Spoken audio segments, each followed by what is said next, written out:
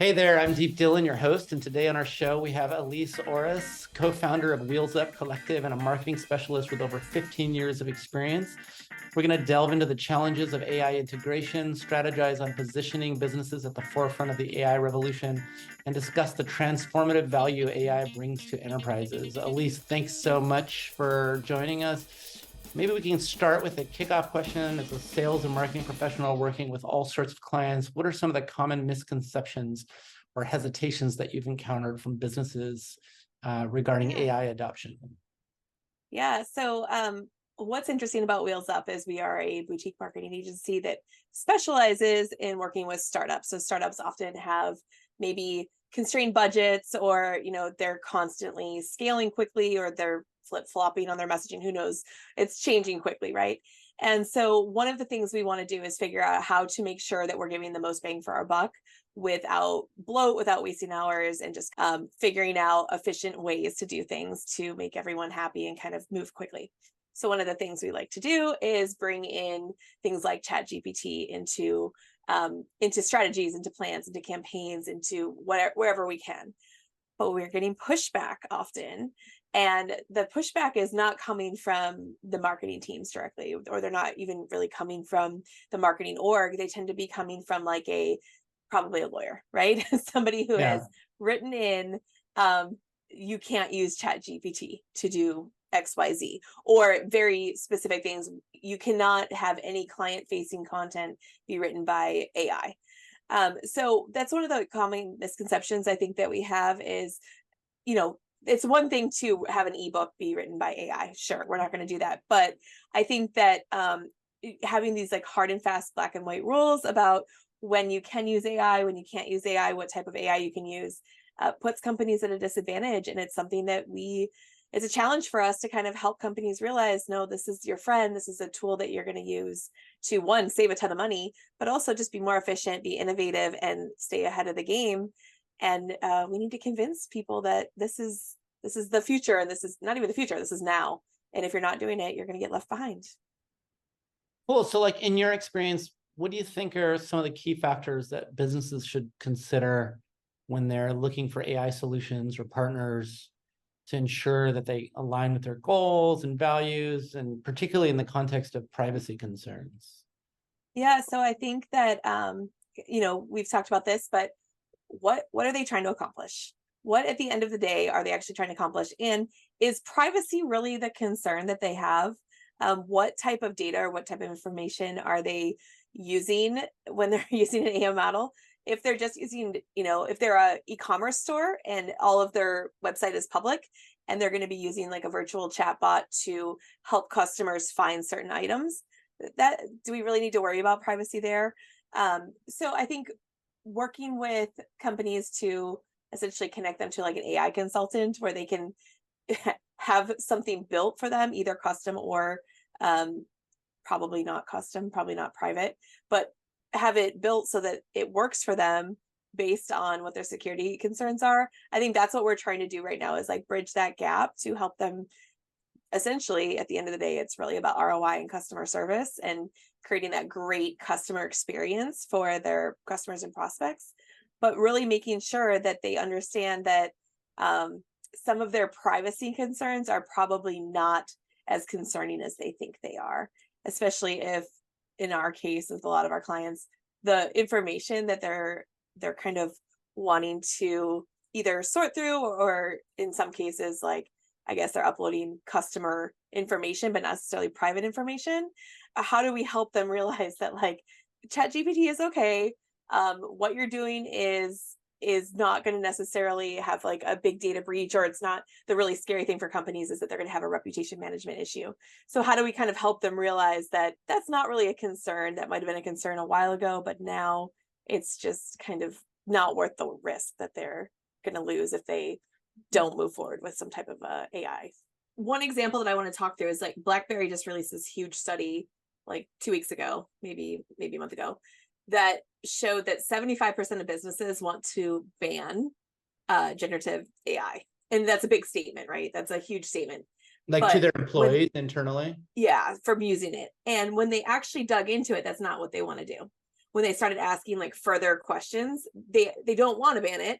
They want their employees to use it. They see that it's productive. They see that they can be efficient, but they're afraid of, one, privacy concerns or data being, breached.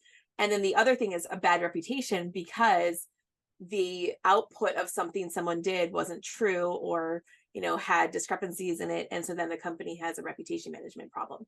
So from like somebody like that, what would you build for them then to say like, hey, your employees can use it, and you can use it with your private customer data even, but this is what you need? Like, what's this is what they need? So I think let's jump up a level to what I think is really going on here. What's really going on is people love what they see. Executives at large Fortune 500 companies love what they see on OpenAI with ChatGPT-4. Everybody's used it at this point, and they're like, this is spectacular, this is amazing, whatever. So they go to their bureaucracy internally in these giant companies, and they're like, I want that, but for my customer service stuff. I want that, but they're pointing.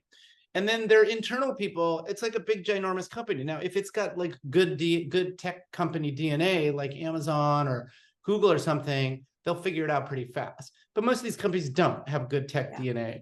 And so what happens is their IT administrators start running interference and start freaking out about all these little line item chef things, like little things. They might be subject to various regulatory environments or government regulations based on if they're selling into healthcare, they might have HIPAA constraints. There can be a million things. So ultimately, the lawyers and their perspective is like bubbling up to these execs. And it's a bit of a conflict because everybody knows that we want to get this stuff that's, quote, public all the way down into their world.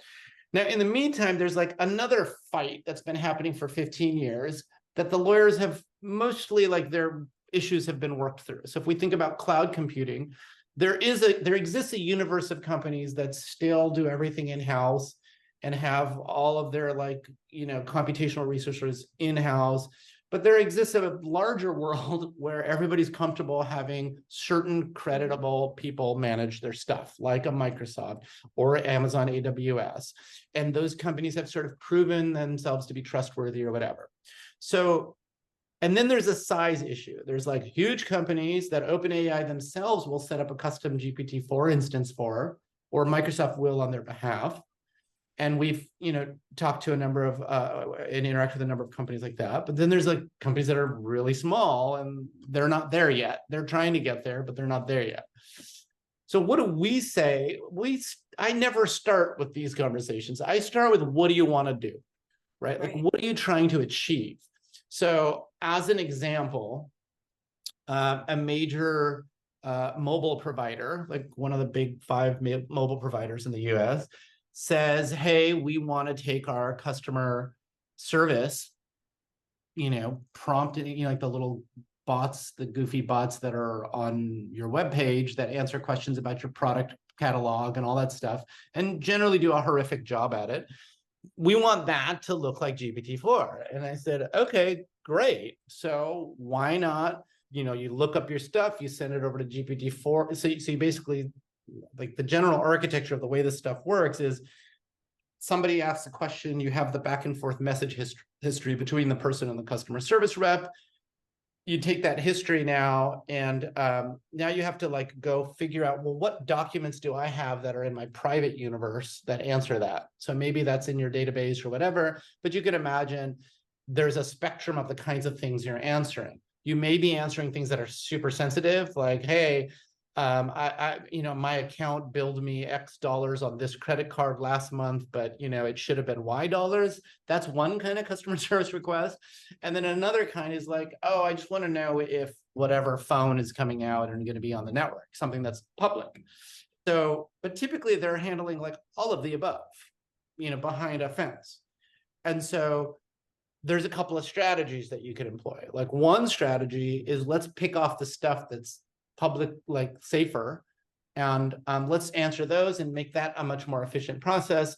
And we'll go ahead, and we're not going to the public, right? We're going to, to a Microsoft Azure potentially hosted version of GPT-4 that's got all of the Microsoft guarantees of we don't sell your data, we're not sticking it on eBay, we're not, selling people's retinas or whatever, scans or anything. And people generally trust Microsoft. Everybody uses Teams or, and Google too, for that kind of stuff. And so that's like, okay, are you uncomfortable with that? And so some set of execs say, yeah, for the publicly stuff, we're comfortable with it, but we're not for the private stuff.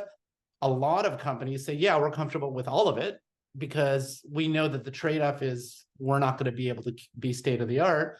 And then some companies say, well, no, actually, I want you to address that super private stuff.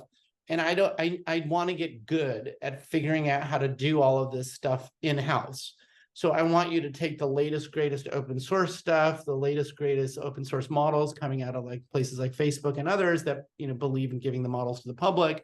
And I want to like start figuring out what we can do with those lower level models. The lower level models are not stupid, right? They're still better than anything we've seen for the, millennia before 5 months ago, but they're not better than what we've seen in the last 5 months, which it turns out is like massive jump up. So then you can say, okay, well, why don't we, set up an innovation program where we push the envelope with GPT-4, because that's the best thing out there by far. Bard's not even close, like nothing else is even in the ballpark. And we'll push the envelope there, and that's where we figure out what's possible. And then that's what I talk about a lot. And then now what we're going to do is we're going to figure out how to break up these higher level reasoning, things that require like a much higher IQ to answer. And we're going to try to break those up into smaller pieces and train a lot of pieces down in your little private Llama 2 instance, for example. So we can basically follow. So you lead with GPT-4 and then you follow with your private model, and you can kind of get somewhere that way. You're listening to Your AI Injection, brought to you by Xionyx.com. That's XYONIX.com. Check out our website for more content, or if you need help injecting AI into your organization.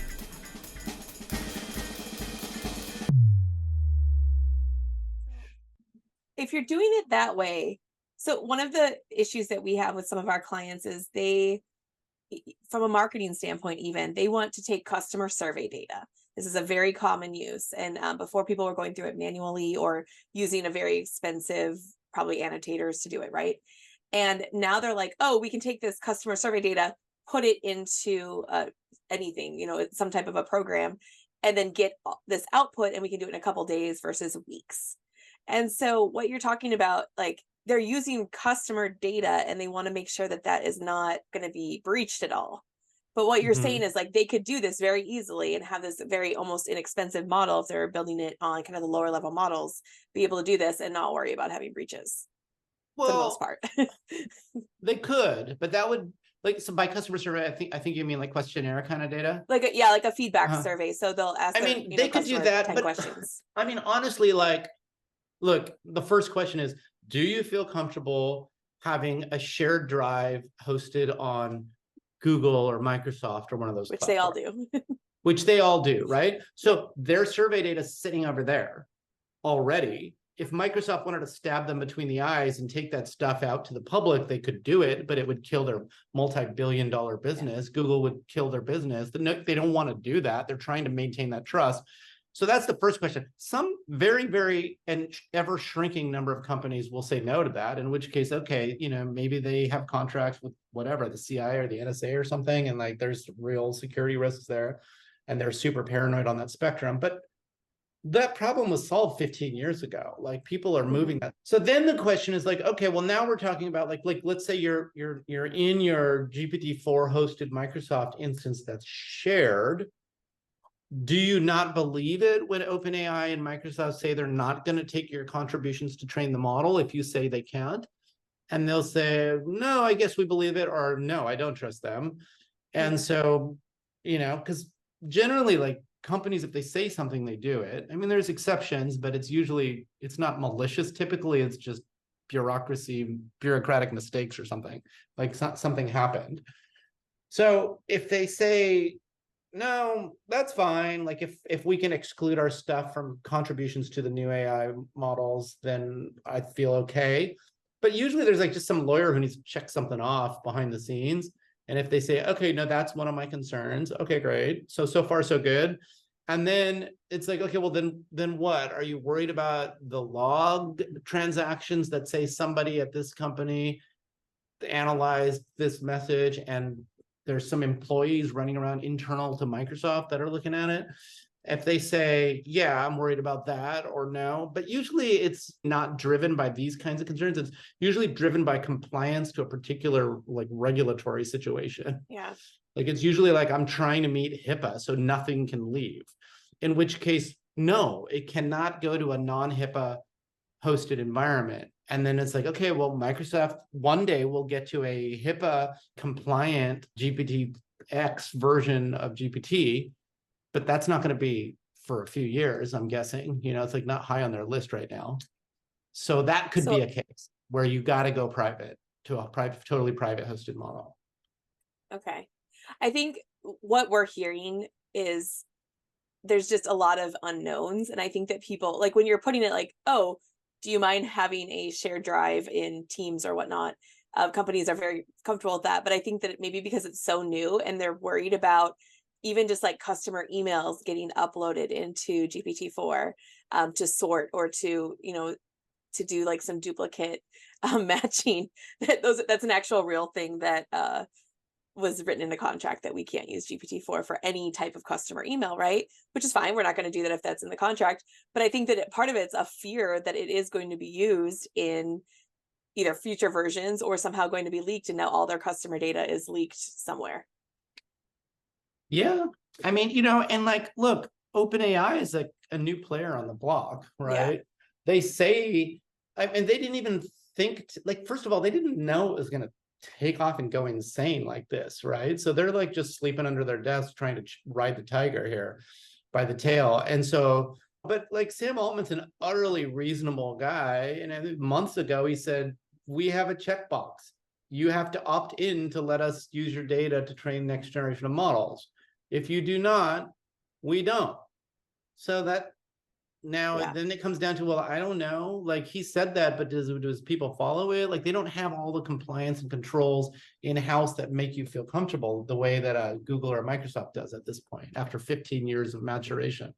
It's just interesting how we're seeing more companies add to the client contract of, well, on the really like one spectrum is you can't use AI. That was in a contract. And well, if everything we do is AI, right? Like, so we have Asana task list that we use and they go into Slack. There's a bot that connects. I mean, technically that's AI, right? So having something like that in a contract makes no sense, but we are seeing more of this. You can't use any GPT or any other models to do anything that would be client facing or customer facing. And again, is that because there's a fear there, and also because are they just thinking, oh, the final text that they're going to get, like if we're writing an ebook or something, the final text is going to be written by AI, or are they actually afraid that we're doing research on AI, or I don't know what the fear is, or is it just a lawyer put it in there and I it think a wasn't lawyer really just well put it in thought? there. I mean, like, look, I mean, this was like 10, 12 years ago. I was selling my company somewhere. And I was at one point, you go through all this diligence. I was sitting in a room with 7 lawyers, and there's like 3 from the new investors and like 3 from the others. And there was like a couple of consultants, and they sat around for, I don't know, 3 hours arguing about some nuanced thing inside of the Sun Microsystems Java license. And there was like half of them were like trying to basically conclude that you don't actually own the rights to Java code that you write. So I kind of like, and I was just tuned out because I'm like, this is the boringest meeting I've ever been in my life. These people seem completely clueless to everything. So I finally was just sick of it. I took off my headphones and I look up and I'm like, I don't know what the hell you people are wasting your time on, but literally 20 million developers are using the #1 most popular language to program stuff in the entire world. And the vast majority of those applications, the people writing the code retain ownership over it. So I don't care what you're talking about, but whatever it is, it's an utterly pointless conversation because lawyers much better than you guys have already figured this out. Otherwise, Yeah. 20 million people wouldn't be using the software. So then one of them is like, yeah, let's move on. That's what's going on with AI. Lawyers, they just need time to like have enough precedents get created Yeah. so that they kind of come on board. I mean, it happened with the internet too. You know, they were so freaked out about all kinds of stuff on the internet. But at the end of the day, lawyers don't run companies. Like people who want to get something done run companies. And if you want to get something done and you want to innovate, then you use the latest tools and you put your lawyers in a box. And you're like, you can come out when I say you can come out in certain scenarios, but otherwise just go away. Yeah. And so the other interesting thing that I think that we're seeing, because some of our clients that are larger tech companies, they get it. There's no issue there, right? It's the smaller company, I think, that there's this, I don't know what it is. It's like this hold on everything, hold on their data, hold on even some of their ideas, right? And there is this fear that like they have this idea and it's proprietary and it's going to get leaked. And so I guess but they want to use, they understand the efficiencies and they understand productivity with AI. So like, how do we help them realize, honestly, it's probably fine. One, but B, okay, if it's not fine and we want to do this, here's what we can help you build. We can bring in an AI consultant for you, help you work with this AI consultant to build what you need. And how do we help them learn that, one, this is out here, what they actually need is out there, it's affordable, and then how do we kind of like connect them to that so that they're able to build an instance that they're comfortable with and that they feel is safe and secure. I mean, I think everything starts with the problem they're trying to solve, right? So somewhere they have a problem they're trying to solve, and that's the most important starting point for this. Like, it's not that they have to shove AI all over the place because they keep hearing about it. You know, like that's a really lame reason to go grab the latest buzzword and start throwing it around. But somewhere there's like, you know, some significant inefficiency in their business, something that's going to be transformative to their business and like help them like generate a lot more revenue or save a lot of money or something. And it's typically something that they get pretty excited about. They have a lot of keen intuition about and all that kind of stuff. Now, then the question is, well, what's the risk reward trade-off? And can we characterize the risk and characterize the reward? And so there may be a scenario where there's some risk, you know, associated with, you know, using an external service, and there may be insufficient reward. If there's a significant reward scenario, then the risks can be mitigated. But before you start putting risk first in like a lawyer first company, that's kind of what happens. But you have to put the reward and the benefit first, and then you mitigate risk. So if you don't care about how important this thing is to like address, then you're naturally just gonna like come up with some goofy thing that says you can never use ChatGPT for anything because you don't care about the thing you're trying to get to. But if you do, then you start by prototyping. You know, you start by making a few assumptions in a safe area with safe parts of your data, and you go ahead and you start prototyping simply on the smartest engine out there. And you ask yourself, like, am I excited by what we came up with? Like, would our clients be blown away by this? And generally the answer right now is like, yeah, I'm really excited, and our customers will be totally blown away by it, at least certainly anything we do. That's like, and so then you can go figure out how to navigate all that other stuff. And there's plenty of tactics and approaches. And don't forget, there's an entire ecosystem marching to make it possible for you to not have to use OpenAI. Like a massive multi-trillion-dollar ecosystem right now is trying to make it so you do not have to use OpenAI. It's interesting. So we're working with a team right now that their company bans everything, but specifically ChatGPT is what they're trying to use, but they can't use it from their VPN, from anything from their service. It's blocked. But the team still uses it, right? They just fire up their own laptop, or they fire up their phone, or they whatever. And so they are just trying to convince, too valuable. It Exactly. goes And they're back to trying to, your neighbors, it's like high school's preaching abstinence. Like, yeah. sure, It's, you can preach it all you want, but like at the end of the day, the kids are going to do what they're going to do. And it's the same and thing with this. well, and it's funny you say that because the high school, I live in Raleigh, North Carolina. Wake County is our school system in Raleigh. They and the Chapel Hill Carborough schools, they both banned ChatGPT last year, among other things, barred everything else. And this year, they're like, wait a minute, that wasn't smart because this is a tool that the kids need to use. They need to know how to use prompts. They need to know how to verify information to see if it's correct. Let's actually use this as a tool. There are other school districts that are outside of where I live, like 15 minutes away, that it's completely banned. You get a 10-day suspension if you're caught using it. Which And just means they don't get caught. That's all exactly. that So they're just using means. it on their phone. And now it's like it's very hard to detect if something was written by ChatGPT 4 or a person. Um, I wrote an email, a sales email recently, and I put it into a AI detector and it said it was AI, but it was my own writing. Well, now So, they'll say stuff like you know, like we just took an article that we actually wrote a good chunk of it from scratch, stuck it in there. And, and we use like 5 or 6 of them because I want to make sure, because yeah, mostly for SEO reasons, you don't want things to appear as if a bot wrote it. But, exactly. like they're generally calibrated to say something like, we detect a 52% chance that this thing was entirely written by AI. Yeah. It's like, okay, so a coin flip, Yeah. but if you click here and pay $30 a month, we could probably more Yeah. All accurately of a tell you sudden. what's going on. Well, and it's interesting because in the schools and in business and anywhere, like people are going to use it, as we said. They're going to, people want to be efficient. They want to go home earlier. They don't want to do the crappy work. I mean, one of my favorite things to do is my calendar with AI, just make sure, like it handles it, right? I don't even know what happens with my calendar anymore.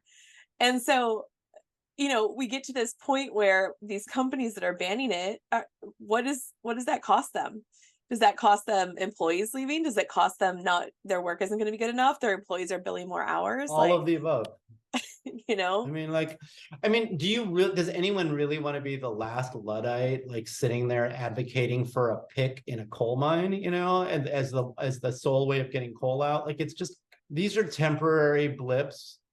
There's nobody arguing that the stuff's not transformative and utterly yeah, obvious to you and worthy of use. People were arguing that for a while, but they've mostly been shut down because like everybody gets it. Like, it's yeah, just so unbelievably obvious how powerful the reasoning engine is.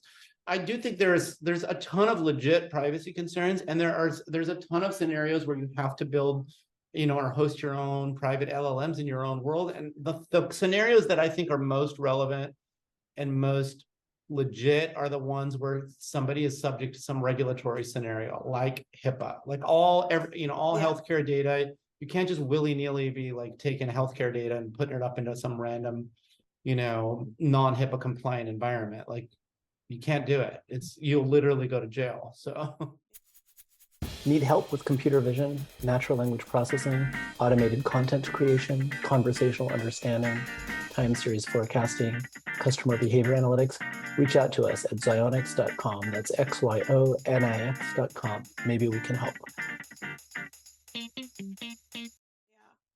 And I think, I use a lot of chatbots. I use a lot of, if a company has it, I'm going to. It's amazing how bad they are. It's shocking. I think the I've old shared this ones. before. Yeah. My husband was looking for his dentist appointment. When is my next dentist appointment? And used the chatbot, and it literally couldn't tell what his next appointment was. It said, call the office. Right. And just something like that, that's so basic. It should be able to pull, like, that's not, I mean, maybe it is, they need to be compliant or whatever. But I feel like the healthcare models that they do have with these bots are so poor and they're so bad, and it's not even worth using them right now. I would love to see those just in my personal life But get a little bit you better. generally, like, there's certain parts of the economy that technologically trail by 10, 20, 30, 40 years, right? And they're usually the scenarios where they're heavily regulated, right? Like healthcare, walk into any hospital and they all look like they're, from a 70s movie. They're just Yeah. like horrible lighting everywhere, ugly paint on the walls, terrible tile, like everything about them reeks of the 70s, all kinds of bad design decisions from the 70s. And it's not that they're like awful institutions. It's just they're subject to just an incredible amount of regulation. Honestly, as they should be. I mean, they're like manipulating our lives. And so a law that seems utterly reasonable, like HIPAA, gets overwritten or like, it gets pushed in a certain way. And, 30 years later, we're still paying the price for it. But it's going to be pretty stinking hard to get a lot of these AI systems, even though they outperform cardiologists at diagnosis, and even though they outperform, pulmonologists at detecting pneumonia, like it's still going to be really hard to get them through the regulatory process, but they'll get through, they will make it through. And then, and same thing with like EDU is like that in the education arena. It's like there's a lot of regulation, there's a lot of stuff. And I would say, as far as the places where private, LLMs make the most sense, it's typically in those arenas where regulation is. The other kinds of conversation items we've been addressing, like just the like light and fluffy concerns, those are probably not worth as a business investment, spending a lot of time and energy trying to address. But the ones that are genuinely not likely to change in the next 50 years, and there's a lot of those. And what about like going the virtual concierge route, though? If companies, they're starting to invest more in that customer service, more in also just the fact that like their customer success staff is probably answering the same 10 questions over and over again, right? Like, what about going that route? And it doesn't, I don't know if the privacy concerns are as much, but it's really like training that model on knowing the ins and outs of a hotel, or if you're like Home Depot, for instance, and you're looking for a steel door with a panel in it or something, and you want to ask, and it kicks you out all of the options. Where do you think that kind of lands on these more private models, or do you think that would be, I guess, like, what are your opinions? Like, where do we move forward with these? Because I feel like that's kind of like the next wave of customer service. And I think that there are some companies starting to do it, but it's not there yet. They're not there. Well, I mean, I think a ton of people are doing it right now, including us. Like we have multiple projects, going on there. I'm again, as far as whether you go public or private, it comes down to control, money, latency, like how long can you wait for a response, and just kind of like how cutting edge or innovative you want to be. And depending on your answer to those four, you're either leading with GPT-4, and then maybe due to stuff that happens as you scale and have success, pulling more and more stuff into more cost, some cheaper arenas, easier to manage, more controllable scenarios. Or you're just kind of closing yourself off from the latest innovation and going and trying to address your problem with whatever you can fully control.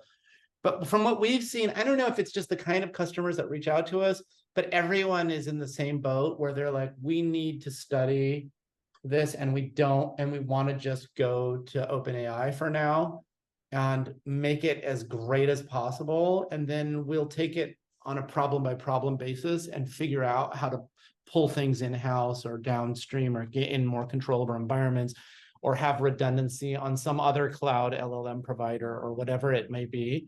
Generally, that's what's happening. But they want really strict guardrails up, so that, like, the thing that's more important on people's minds is when somebody says, hey, what time does Home Depot close, that you don't say 3 p.m. when it's midnight, right? So that accuracy is way more important. And then there's a ton of techniques that we use to kind of put those guardrails up.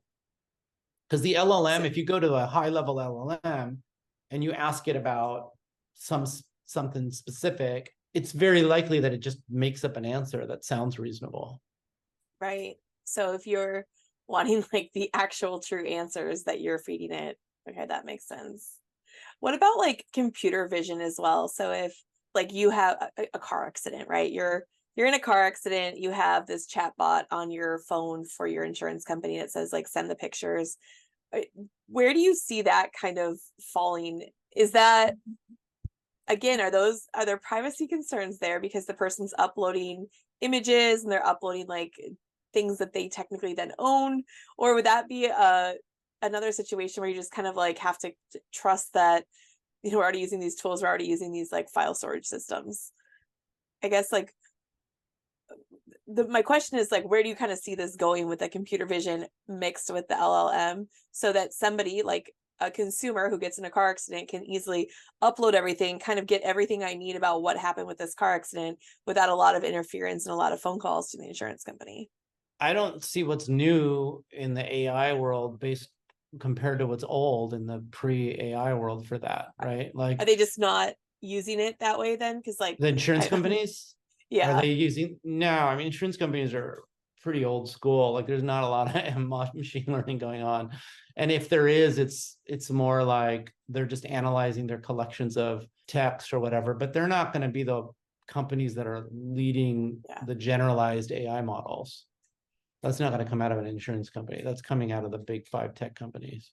that's just my wishful thinking to make those type of processes so much easier. Yeah, but I mean, like, I think kind of what you're asking is, there's like this question about rights usage around the data that goes into these models, right? Yeah.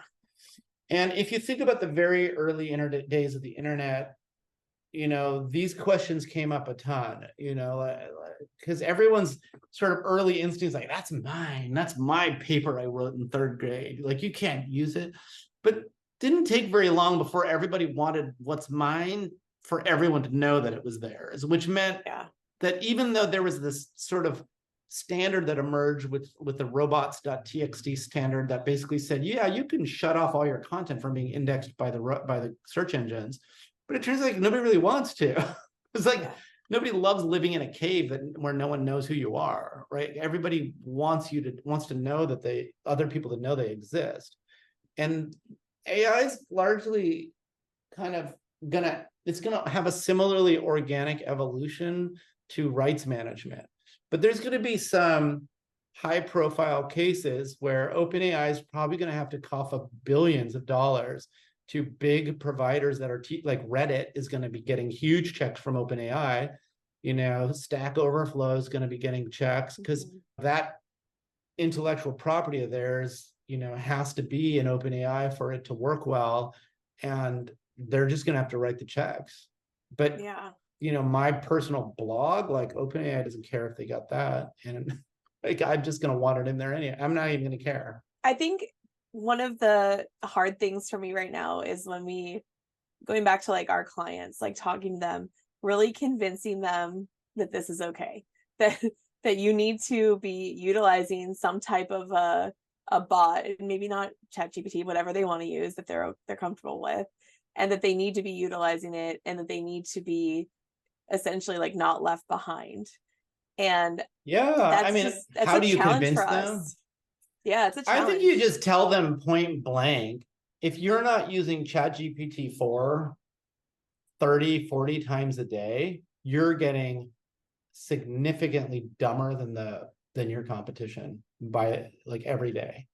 You're just dumber and dumber and dumber and dumber and dumber. And I tell this to everybody, and they're like, what's so great about it? I'm like, well, for one, I have way more interesting conversations with ChatGPT than I do with any humans. Like, I mean, and they think I'm joking, and I'm like, here, look at this dialogue of me talking to it about like, the dream I had last night. You telling me you could have a conversation with me that's even like 1,000th as interesting about that? Like, there's no way you could, unless you're a trained Jungian therapist. You're not going to get anywhere with me, and even then, you're going to suck most likely compared to ChatGPT 4. Are you just utilizing the $20 subscription, or so? We do everything. Like we have all of our clients have keys. We have keys. We're doing API calls. We're doing really sophisticated sort of dynamic prompting. Like the systems we're building have like hundreds or thousands of different prompts that are kind of manifesting themselves in different ways. And it's fairly involved at this point. But like, think about the value you get from just intelligence, right? I think people underestimate the value of intelligence. Like if you have a 80 IQ, navigating the modern world is really hard. You can't even figure out how to pay your health insurance, but you can't even get a job to pay your health insurance, most likely. And then you're going to just make all kinds of idiotic decisions like left, right, and center. And if you're like 140 IQ, and I'm not one to get obsessed with IQ, but if you're 140 IQ, like, you know how to invest, you know how to, like, where to put your money, like, or how to get somebody to help you do that. You know how to get your butt to college and get graduated and get out of grad school and, like, get a high paying job and a career, like all kinds of stuff come together. You're a much higher marital prospect. You will reap all of the benefits of actually being married, most likely. And, like, everything about your life goes easier. And now we've got a tool that can take that, I don't know about 80, but maybe like 90 IQ person and give them a 140, 144 IQ entity that's going to get smarter and smarter and smarter, so that we've created like a level playing field. If they would just use it and just be like, hey, how do I pay for my insurance? Like, every single thing they would ask their smart older sibling or whatever, they should be talking to it about. And, like, yeah, they should be careful and, like check stuff a little bit, but generally it doesn't make stupid mistakes. Like, it just doesn't, except for math. It's horrible at math, but, like, I'm not. So don't use it for math. So how do you know, what's a good way to fact check GPT to make sure that the output that you're getting is true, or at least not going to send you in a totally wrong direction? I think that's a false concern. I think that's a concern Okay. I had 5 months ago. I never bother anymore. Okay. I really don't care. I mean, like, except when I'm, like, using it to write code, but then my fact checking is obvious. I run the code. If it works, it works. If it doesn't, it doesn't. Yeah. But, like, yeah, I really just don't care anymore. I mean, it sounds crazy, but the way I think about it is read it and use your brain. But do you fact check everything your favorite buddy in grad school that you'd stay up late at night having chats with? Did you fact check everything they said? Or did you just, like, assimilate that information into your mental model of the world and put it somewhere? Yeah. Well, and I guess I want your opinion on this.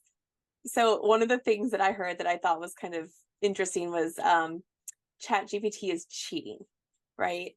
Obviously for schools, whatever, that's probably they have like guardrails around like what cheating is. But I had a friend telling me that another friend wrote a eulogy that Chat GPT wrote like 70% of. First off, when you are writing a eulogy, you are a hot mess anyway, right? You need help. You need someone to kind of bounce it off. And the eulogy was beautiful and wonderful and just perfect. And another friend said, well, that was cheating. That didn't come from your heart, since it was cheating. And I don't look at that as cheating. I do look at it as like another tool. And if you prompted well and you said, hey, ChatGPT, ask me the 10 questions to have this eulogy be personalized and perfect and whatnot, like, is that really cheating then? Is that, like, what's your opinion on that? I mean, my opinion is, throughout human history, we have had access to other sources of intelligence, namely other people and other groups of people. And we've wandered around and read their content and talked to them and assimilated their knowledge and information into our worldview. And then we talk and we say things and we do things. And we have largely sort of evolved with this false premise that we're unique, that we're actually interesting, and that what comes out of our mouths is ours. But it's just wrong. It's not true. Like, ask any guitar player if they've accidentally kind of come up with like some really basic riffs that have been like famous pop music. There's just not that many permutations of stuff that humans like when they listen to stuff put on a guitar. Like, I mean, it's not that it's a finite number. It's large, but it's finite. And if you start factoring the probabilities of where you would be on the guitar, like down low, like, you're just going to repeat. And this is why, both Newton and Leibniz invented calculus at the same time, because they're just looking at the same info and the same set of inputs. This is why, like, every day there's like multiple startups tackling the exact same problem coming up. So I don't think that, does ChatGPT cheat? Well, it cheats in the same sense that humans have always cheated.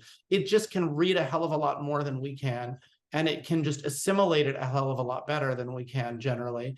And it's able to say things like, and so then you asked, I think at one point, well, how do you fact check it? Well, that's coming. right? Like everyone's, and it already exists. I think there's like a few of them, I think it's like recognition. There's like a few LLMs that have citations on them, but a lot of the citations are done after the fact. It's like you use the LLM, you generate a sentence. Now you go, for sake, not literally like this, but you go do a couple Google queries. You look for stuff that's really close to what you just wrote, and let's call that your citation. Yeah. But was it really? Like, I don't know. Like my 13-year-old, would like freeze up and could never finish an essay because he would work on them with the internet there, and then he was constantly like, oh, somebody already disproved this thesis of mine, he'd throw it away. And I was like, yeah, you should not write your essays in front of a computer, like on the internet. Like just turn off the internet and turn it in, and then afterwards, because like he would just get too overwhelmed. I'm like, at your age, you don't need to make unique contributions to the world. Like, third year into your PhD program, go for it. Like, let's try to be unique. Yeah.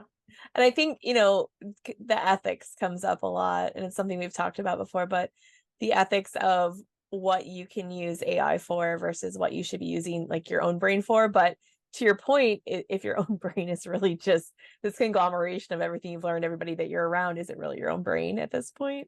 Yeah. And is it that much different than using an AI helper, I guess I'm going to call it, that kind of gets you to where you need to be, where if you're still able to prompt it properly and prompt it to where it's getting you the answers, then you're thinking of the prompts, that's still using your brain to think of the prompts. So yeah, I mean, like if you think about plagiarism, for example, like who in the world really cares about plagiarism? Academics care about plagiarism. Educational institutions care about plagiarism. I would argue virtually no one in the business world cares about plagiarism. They plagiarize things all day and night long. Everything anyone ever writes is just blatant plagiarism. They're just using the exact same words of other people. They're pulling quotes out from something they heard somewhere. They just don't care. And does it matter? Not really. Like I don't think it matters, because I don't think anyone's ideas are that original. I mean, there's some exceptions. In academia, academics make their reputation and and their way in the world based on this notion of their ideas being unique, but the vast majority of the time they're not. Yeah, it reminds me of I've worked at a couple companies where I used to work in a lot of website content, and they would say, hey, go look at XYZ company and do everything they're doing, right? Yeah. Because XYZ company was in the top 3 of Google searches. And so that was the directive that we got from the CMO or whoever gave it, and that's what we did. It probably worked too. And it worked every time. Being original is way more hypothetically valuable than actually valuable. It's a sad reality, but it is what it is. I mean, it's just nowhere near as important. Like fast followers do better usually in companies, like second siblings. Like it's just like fast following's got its advantages, That's all for this episode of your AI Injection. As always, thank you so much for tuning in. If you've enjoyed this episode and want to know more about the recent advancements in AI, you can check out a recent article of ours by Googling LLM efficacy assessment or by going to xionics.com/articles. Please feel free to tell your friends about us, give us a review, check out our past episodes at podcast.xionics.com. That's podcast.xionics.com.